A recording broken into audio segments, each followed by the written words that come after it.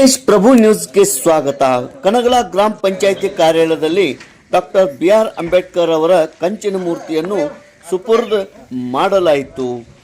ಬೆಳಗಾವಿ ಜಿಲ್ಲೆ ಹುಕ್ಕೇರಿ ತಾಲೂಕಿನ ಕನಗಲ ಗ್ರಾಮ ಪಂಚಾಯಿತಿಯಿಂದ ಸನ್ 2019-2020 ಸಾಲಿನ 14ನೇ ಹಣಕಾಸು ಯೋಜನೆಯಡಿಯಲ್ಲಿ ಬಿಡುಗಡೆಯಾದ 1,50,000 ಹಾಗೂ ಇನ್ನಿತರ ದೇಣಿಗೆದಾರರಿಂದ ದೇಣಿಗೆಯನ್ನು ಸಂಗ್ರಹಿಸಿ ಒಟ್ಟು 4,50,000 ಪಾವತಿಸಿ ಡಾಕ್ಟರ್ BR ಅಂಬೇಡ್ಕರ್ ಅವರ ಕಂಚಿನ ಮೂರ್ತಿಯನ್ನು ಕ್ರಮಬದ್ಧವಾಗಿ ಕೊಟೇಶನ್ ಕರೆದು ಗುತ್ತಿಗೆದಾರರಾದ ವೈಷ್ಣವಿ ಎಂಟರ್ಪ್ರೈಸಸ್ ರಾಜು ಐಹೊಳೆ ಅವರ ಮುಖಾಂತರ ಡೋಂಗರ್ ಸಾನೆ ಆರ್ಟ್ಸ್ ಕೊಲ್ಹಾಪುರ್ ಇವರಿಂದ ನಿರ್ಮಿಸಿ ತರಲಾಗಿದೆ. ಈ ಒಂದು ಡಾಕ್ಟರ್ BR ಅಂಬೇಡ್ಕರ್ ಅವರ ಕಂಚಿನ ಪುತ್ಥಳಿಯನ್ನು ಬಸ್ ನಿಲ್ದಾಣ ಕನಗಲ ಹತ್ತಿರ ಇದು ಸ್ಥಾಪನೆ ಮಾಡುವ ಕುರಿತು ಚರ್ಚೆ ಆಗಿರುತ್ತದೆ.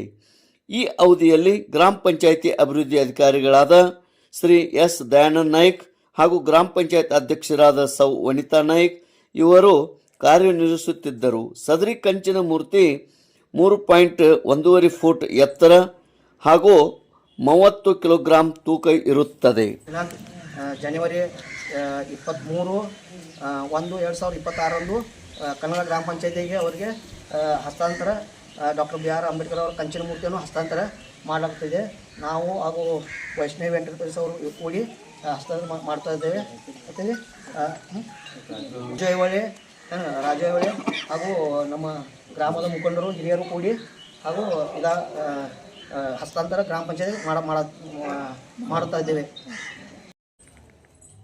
ಈ ಸದರಿ ಡಾಕ್ಟರ್ BR ಅಂಬೇಡ್ಕರ್ ಅವರ ಕಂಚಿನ ಮೂರ್ತಿಯನ್ನು ಅಂಬೇಡ್ಕರ್ ವೃತ್ತ ಕನಗಲದಲ್ಲಿ ಸ್ಥಾಪಿಸಬೇಕಾಗಿದ್ದು, ಪ್ರಸ್ತುತ ವೃತ್ತದ ಪಕ್ಕದಲ್ಲಿ ರಾಷ್ಟ್ರೀಯ ಹೆದ್ದಾರಿ 48 ಈ ಒಂದು ಮಾರ್ಗದ ರಸ್ತೆ ಅಗಲೀಕರಣ ಕಾಮಗಾರಿ ನಡೆಯುತ್ತಿರುವುದರಿಂದ ಕಂಚಿನ ಮೂರ್ತಿಯನ್ನು ಅಲ್ಲಿಯವರೆಗೆ ಸುರಕ್ಷತೆಯ ದೃಷ್ಟಿಯಿಂದ ಕನಗಲ ಗ್ರಾಮ ಪಂಚಾಯಿತಿ ಕಾರ್ಯಾಲಯದಲ್ಲಿ ದಿನಾಂಕ 23 ಜನವರಿ 2026 ಇಡಲು ಸಮಾಜದ ಮುಖಂಡರು ಹಾಗೂ ಗಣ್ಯಮಾನ್ಯರು ಗ್ರಾಮಸ್ಥರು ನಿರ್ಧರಿಸಿರುತ್ತಾರೆ.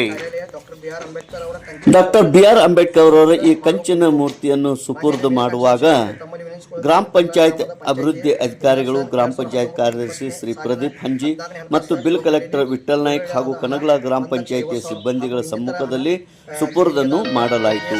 ಈ ಸಂದರ್ಭದಲ್ಲಿ ದಲಿತ ಸಂಘರ್ಷ ಸಮಿತಿ ಅಧ್ಯಕ್ಷರಾದ ಹಾಗೂ ಗ್ರಾಮ ಪಂಚಾಯತ್ ಸದಸ್ಯರಾದ ಆಕಾಶ್ ಕೆರಿಮನಿ, ಗುತ್ತಿಗೆದಾರರಾದ ರಾಜು ಐಹೊಳೆ, ಸದಸ್ಯರಾದ ರವಿ ಮಾಳ್ಗೆ, ಸೋಮನಾಥ್ ನಾಯ್ಕ್, ರಾಹುಲ್ ಖರಾಡೆ, ಅರವಿಂದ್ ಬುವಾಚಾರಿ, ದತ್ತಾ ಠಾಣೆ, ಗ್ರಾಮಸ್ಥರಾದ ಮಲಿಕ್ ಮುಲ್ಲಾ, ಸೂರಜ್ ಮುತ್ನಾಳೆ, ನಿಖಿಲ್ ಹವಾಲ್ದಾರ್, ಮಲ್ಲೇಶ್ ಕುಂಡೆ, ಮಾಂತೇಶ್ ಖಾಡೆ, ಶಿವಾಜಿ ಜಾಧವ್, ದತ್ತಾ ಪಾಟೀಲ್ ಹಾಗೂ ಇನ್ನಿತರರು ಉಪಸ್ಥಿತರಿದ್ದರು. ತೇಜ್ ಪ್ರಭು ನ್ಯೂಸ್ ಕನಗಲ.